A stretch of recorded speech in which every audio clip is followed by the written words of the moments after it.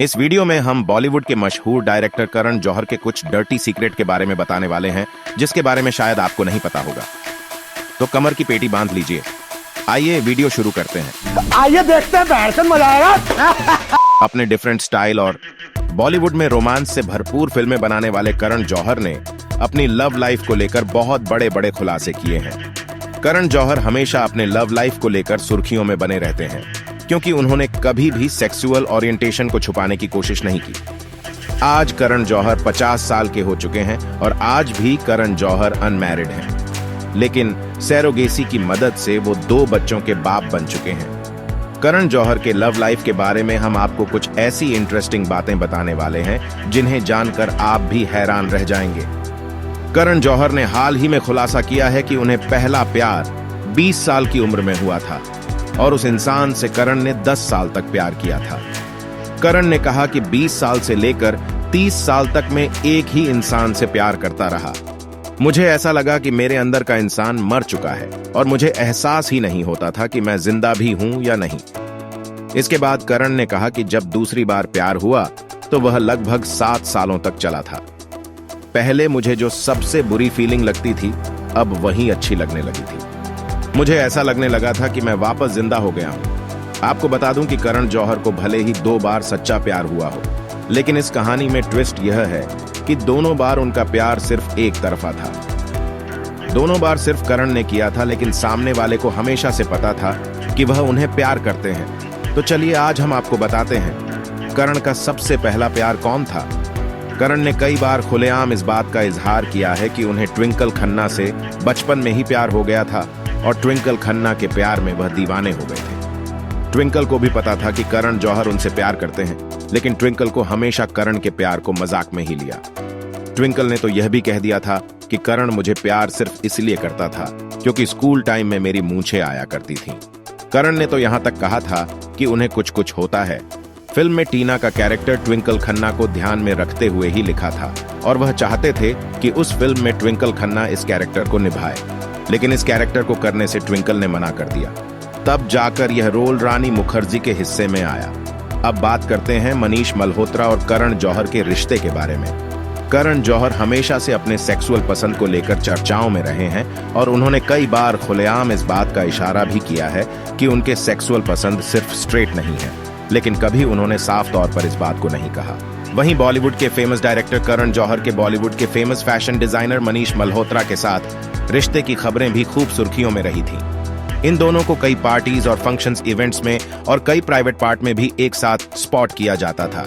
हालांकि इन दोनों ने कभी भी खुलकर अपने प्यार का इजहार तो नहीं किया, लेकिन हमेशा से इन दोनों की नजदीकियों को देखते हुए इनके रिश्ते पर सवालिया निशान बने रहे हैं। कहा जाता है कि दोनों काफी लंबे समय तक एक दूसरे के साथ सीरियस रिलेशनशिप में थे, लेकिन किन्हीं प्राइवेट रीजन की वजह से इन दोनों का आज ब्रेकअप हो चुका है। लेकिन फिर भी करण और मनीष मल्होत्रा आज बहुत अच्छे दोस्त हैं और हमेशा एक दूसरे की तारीफ करते हुए सुनाई देते हैं। वहीं बॉलीवुड के गलियारों में ऐसे खबरें भी काफी सुनने को मिली थी कि सिद्धार्थ मल्होत्रा और करण जौहर साथ रिलेशनशिप में रहे हैं। करण सिद्धार्थ को फिल्मों में आने से पहले ही जानते हैं और जब करण माय नेम इज खान बना रहे थे तो सिद्धार्थ उन्हें असिस्ट कर रहे थे और इन दोनों के प्यार के किस्से तभी से सुर्खियों में आने लगे थे। लेकिन जब फिर करण जौहर ने सिद्धार्थ मल्होत्रा को अपनी film student on off the year से लॉन्च किया, तब इन खबरों ने और भी ज्यादा टूल पकड़ लिया। लेकिन खबरों की माने तो आज करण जौहर और सिद्धार्थ मल्होत्रा के बीच किसी भी तरह का कोई रिश्ता नहीं है। अफवाहें तो यह भी है कि दोनों ने एक दूसरे को काफी सालों तक डेट किया था, लेकिन आज इनका रिश्ता टूट चुका है और आज इन दोनों के बीच सिर्फ दोस्ती का ही रिश्ता है। वहीं अगर करण जौहर उनके फेवरेट बॉलीवुड स्टार शाहरुख खान के रिश्ते के बारे में बात करें तो कई अफवाहें तो यह भी थीं कि इन दोनों के बीच की दोस्ती सिर्फ दोस्ती नहीं बल्कि प्यार से भी बढ़कर है। करण जौहर का प्यार शाहरुख खान के लिए जग जाहिर है, लेकिन करण जौहर ने अपनी बायोग्राफी में इन सभी बातों को बिल्कुल गलत बताया है। वहीं करण कहते हैं कि मैं शाहरुख खान को एडमायर करता हूं और मैं उनका बहुत बड़ा फैन भी हूं। वहीं हम दोनों के बीच बहुत गहरी दोस्ती है, उससे ज्यादा कुछ नहीं। और आज के वक्त में उनके लव अफेयर की बात की जाए तो वह एक विदेशी बंदे को डेट कर रहे हैं और अपने बच्चों को उन्हीं के साथ रख रिश्ते में वह आगे बढ़ रहे हैं। इसके अलावा करण जौहर को हमेशा कंट्रोवर्सी में डालती है, वो है नेपोटिज्म।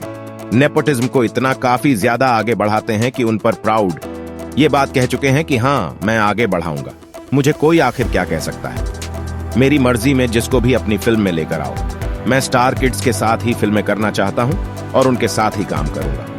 अगर आप सभी ने ये बात गौर की हो तो film student own of the year के बाद नेपोटिज्म का पूरा खेल करण जौहर ने शुरू किया, क्योंकि वह स्टार किड्स वरुण धवन को लेकर आए थे, आलिया भट्ट को लेकर आए और उससे उन्हें बहुत फायदा भी मिला और इसी फायदे की वजह से वह आगे इस काम को बढ़ाते रहे हैं। नेपोटिज्म का सिर्फ यही खेल नहीं है करण जौहर का, बल्कि यह भी है कि वह स्टार किड्स को ज्यादा प्रेफरेंस देते हैं। इसके अलावा उनका एक और डर्टी सीक्रेट सामने आया है और वह है आउटसाइडर के लिए उनकी नफरत। जो भी स्टार्स आते हैं जिसकी कोई पहचान खास नहीं होती, सिर्फ उनकी एक्टिंग अच्छी होती है, करण जौहर उन सभी से नफरत करते हैं और यह तक भी कहते हैं कि मेरी उनसे नफरत करने के पीछे की वजह उनका टैलेंट होगा, लेकिन उनके लुक्स अपनी फिल्मों के हिसाब से अच्छे नहीं लगते हैं और अगर वह किसी आउटसाइडर को ले भी लेते हैं तो उसी को लेते हैं जिस वक्त उसकी ज्यादा हाइप चल रही होती है, काफी ज्यादा ट्रेंडिंग में होते हैं। जैसे कि कार्तिक आर्यन को उन्होंने लिया, कियारा आडवाणी को उन्होंने लिया।